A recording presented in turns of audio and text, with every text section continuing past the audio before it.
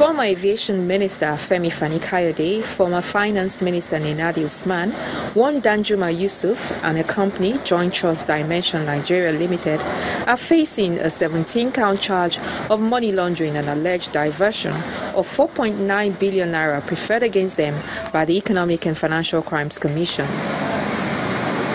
Trial was to commence afresh before Justice Rilwan Aikawa, but the second defendant, Mr. Fani-Kayode, had filed an application challenging the choice of Lagos as the venue of the proceedings.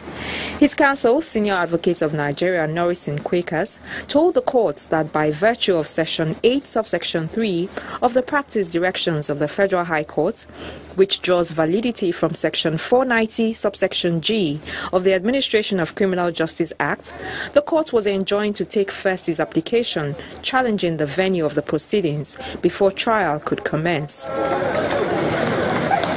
Mr. Fani-Kayode insists that the actions which led to the charge and the alleged offences occurred in Abuja. He therefore wants the suits to be transferred to Abuja, which he considers the appropriate venue. The EFCC counsel Rotimi Oyedepo had objections to the application. He submitted that the practice direction was a subsidiary legislation to Section 396 of the Administration of Criminal Justice Act, which allows the defendant's application to be considered with the substantive suits and a ruling delivered afterwards.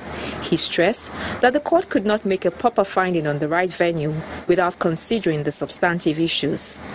In his ruling, Justice Aikawa held that the practice directions are meant to guide the courts, and a departure from them will not render a proceedings fatal if done in the overall interest of justice.